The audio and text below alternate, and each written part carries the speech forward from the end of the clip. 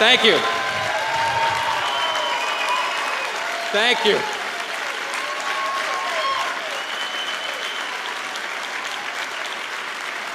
Thank you so much. Thank you. It's great to be here today among so many friends, and I really appreciate that warm welcome. As you can imagine, I don't get invited to many parties in this town, but that's okay. I came to Washington when I was about your age, right back there. I didn't come here to be popular. I came here to stand for what I believe is true. The political elites, they may not like it.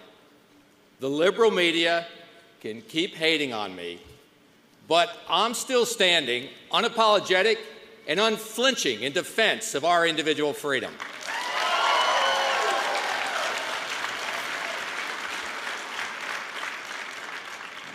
You know, they can call me crazy or anything else they want, but NRAs, nearly 5 million members, and Americans' 100 million gun owners will not back down, not ever. I promise you that. The Second Amendment, our Second Amendment, it's not just words on parchment.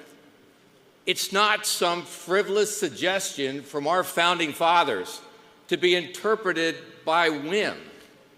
It lies at the heart of what this country was founded upon. Our founding fathers knew that without the Second Amendment and that freedom, all of our freedoms could be in jeopardy. Our individual liberty is the very essence of America. It's what makes America unique. If you aren't free to protect yourself, when government puts its thumb on that freedom, then you aren't free at all. But they insult, they denigrate, they call us crazy for holding fast to that belief. In their distorted view of the world, they're smarter than we are. They're special. They're more worthy than we are. They know better than we do. And if we dare disagree, they'll scorn us, they'll demonize us, and they'll try to shut us up. We will not be demonized, and we will not be silent. It's time. And there are Americans all over this country that feel like you do in this room today. It's time for us to take a sane look at the insanity that's consumed all too much of the media and the political class in this town. They wag a finger condemning the NRA. They call us crazy. But no other organization in the world has spent more millions over more decades to keep Americans safe. Our firearms safety training programs, law enforcement training, women's training, hunter education, our child accident prevention programs are second to none, while gun ownership is at an all-time high in this country right now.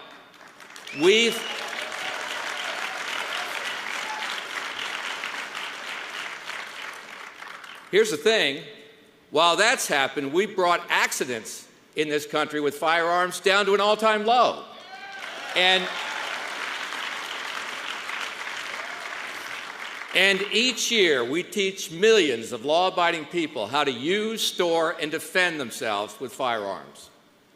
We've been training America's military and law enforcement officers since NRA's founding in 1871. And they call us crazy? In December, I advanced nothing more than surrounding our school children with the same level of protection as our jewelry stores and sports stadiums. Armed protection.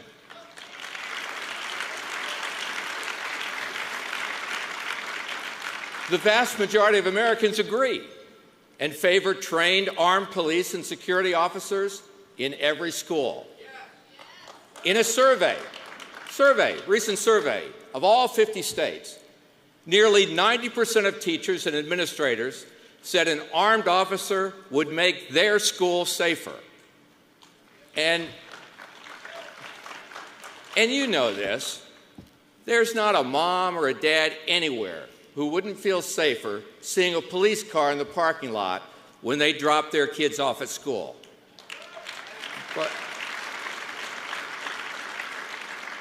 But the powerful elites, who will always have their own security, called our proposal absurd.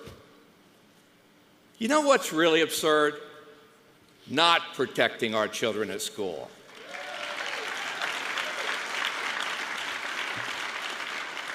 Thousands of our schools today remain vulnerable as ever to the evil intentions of a madman. While Janet Napolitano's Department of Homeland Security offers this from its website. Listen to this. If you are caught out in the open and cannot conceal yourself or take cover, you might consider trying to overpower the shooter with whatever means are available, a narrator says. While the video shows an office worker pulling out a pair of scissors out of a drawer. Scissors? That's their answer? Let's get this straight.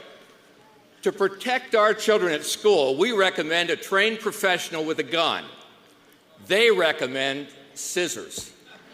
And they say we're crazy? I mean,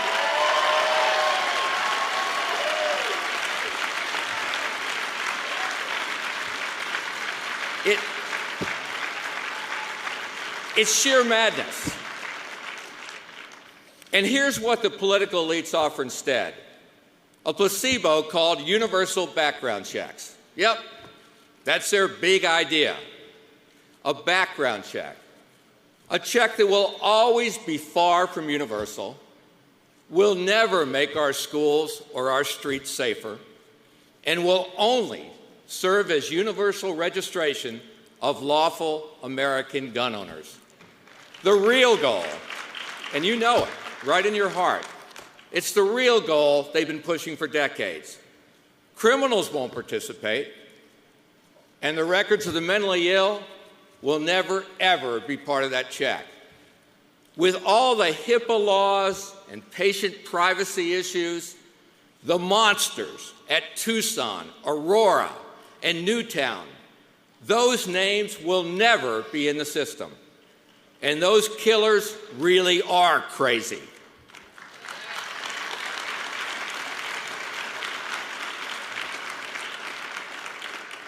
The very advocates and politicians behind this new universal scheme have fought behind the scenes for 2 decades to prevent mental health records from being added to the check system. I've been in a bunch of the back rooms where they walk in and they go, we can't do this, we can't do this. Their check only includes good law-abiding people. It's going to be people like you and me. That's who their check will be. That's what they're after. The names of good, decent people all over this great country who happen to own a firearm. To go into a federal database for universal registration of every lawful gun owner in America. That's their answer to criminal violence? Criminalize 100 million law-abiding gun owners in a private transfer? Build a list of all the good people? As if that would somehow make us safer from violent criminals and homicidal maniacs? That's their answer? Are they insane? What's the point of registering lawful gun owners anyway? So newspapers can print those names and addresses for gangs and criminals to access? I mean, you know that's happened before. So that a list can be hacked by foreign entities like the Chinese, who recently hacked Pentagon computers? So a list can be handed over to the Mexican government that, oh, by the way, they've already requested that list from our government? In the end, there are only 2 reasons for government to create that federal registry of gun owners, to tax them or to take them.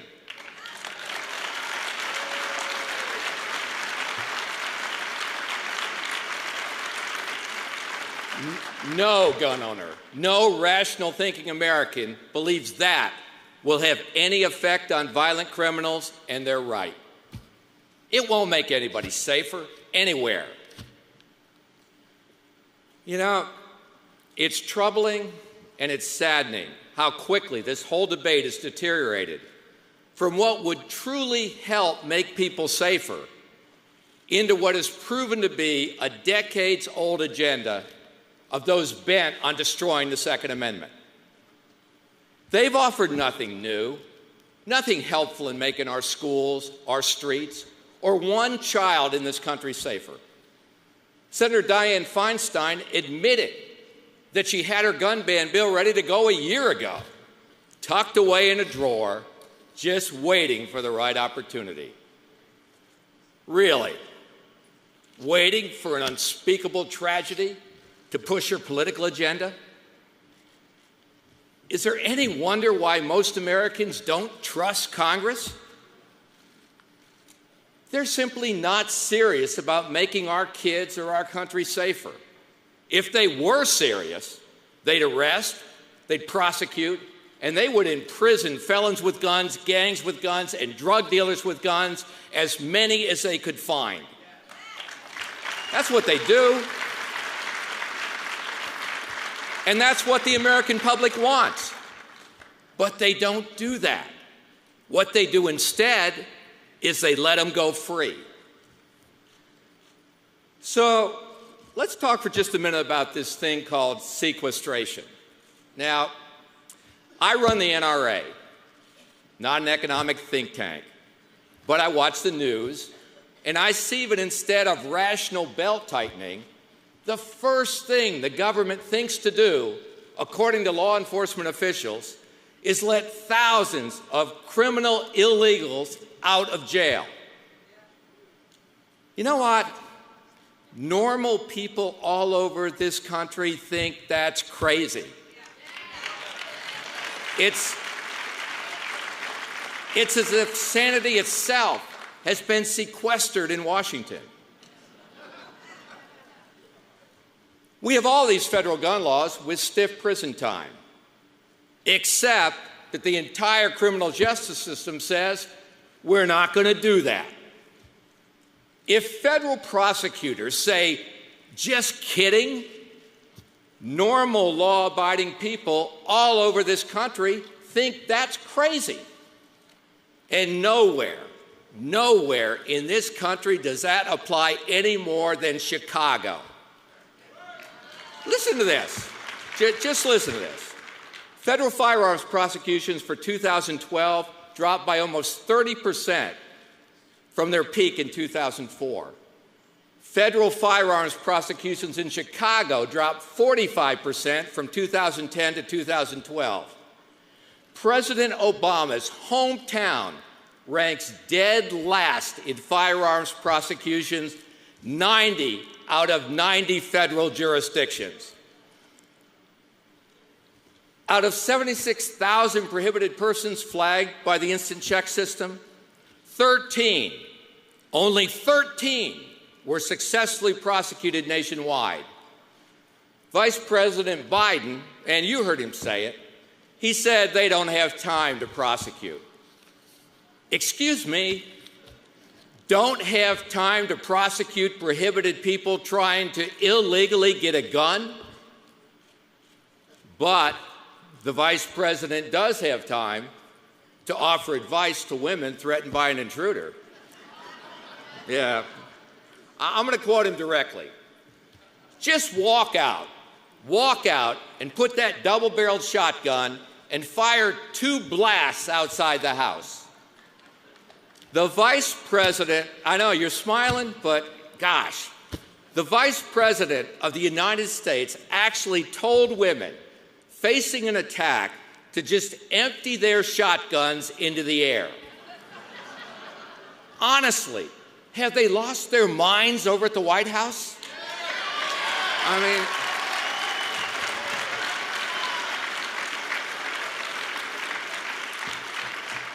It doesn't make any sense.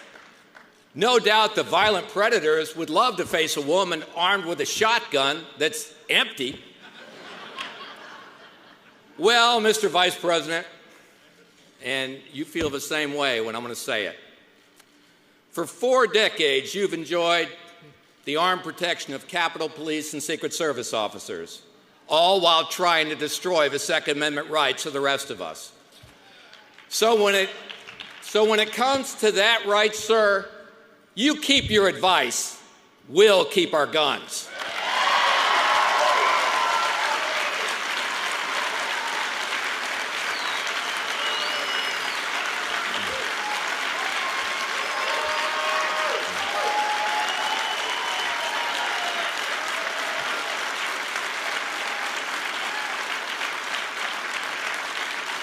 And that's what I'm getting in rooms all over America from the American public.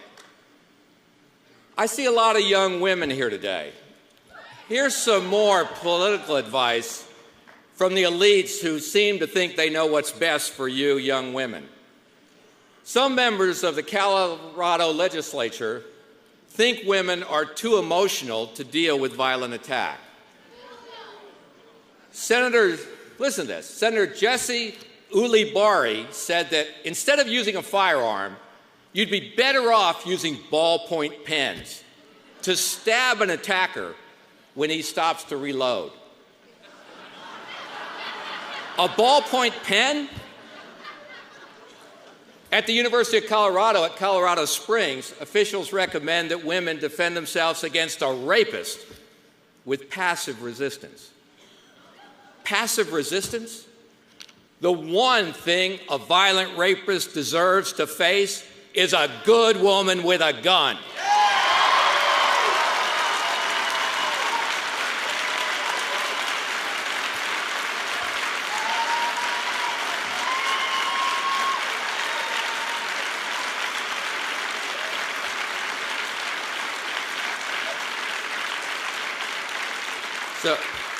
So you see, they call me crazy, and yet the people doing the finger pointing are saying things that are absolutely bizarre.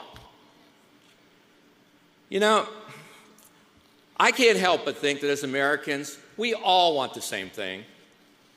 We know our mental health system is in shambles. We all want it fixed. We want criminals with guns prosecuted and incarcerated. We want the federal gun laws on the books right now enforced against felons with guns, drug dealers with guns, and gangs with guns. If they would just do that, those violent criminals wouldn't be on their way to their next crime. They'd be in prison.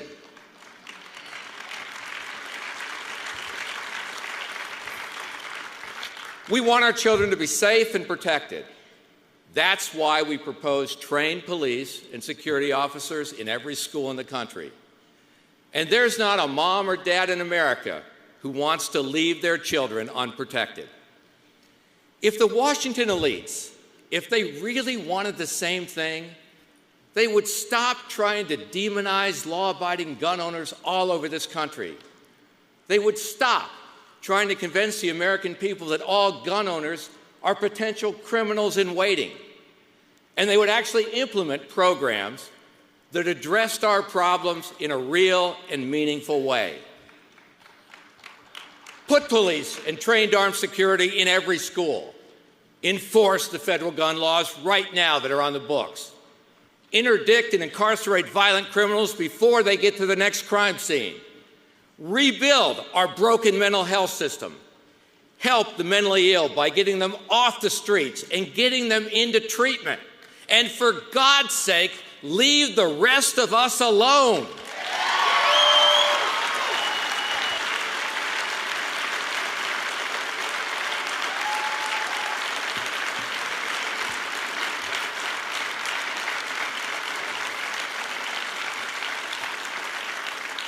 The political class and the media, they just don't get it. In a lot of ways, they've lost track of what this great nation is supposed to be about. It's supposed to be about us and people like us all over this great country.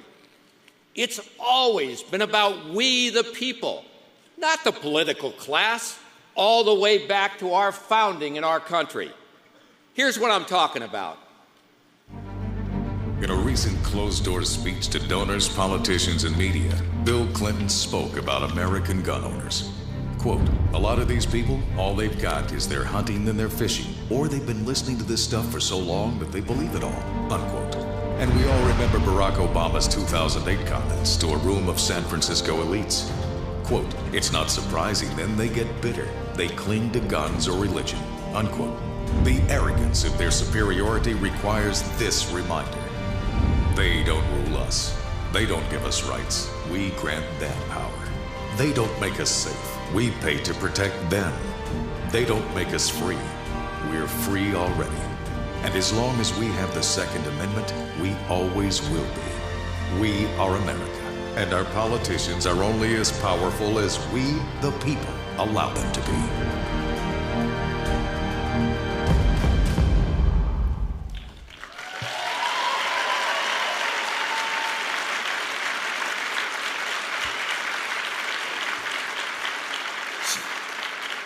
Says it all, doesn't it? We are the people. This is our country. This is a fight for our freedom, the freedom that separates us, each one of us, from every other nation in the world. That freedom makes us stronger than other countries. That freedom makes us better than other countries. That freedom is now on the line now and in 2014, in 2016, and in every political fight in your lifetime. That is what standing and fighting and defending freedom is all about. When I first came to Washington so many years ago, I wanted to make a difference. I wanted to stand for something. This is not an easy place to remain true to your principles. It's an easy place, this town, to want to be liked and want to be praised. It's easy to be swept up in the warped reality that all too often is this town. You, each one of you here today, you're here because you want to make your own difference. Take your own stand. Plant your feet firmly in the foundation of freedom. Don't be swayed by the winds of political insanity. And no matter what the elitists who scorn you say, let them be damned. Fill your heart with pride. Clear your eyes with conviction. This is your time to stand and fight, now and in the next election and the election after that. Now and for the rest of your life, always stand and always fight for our great American freedoms. Thank you very much. It's great to be with you today. Thank you. Thank you.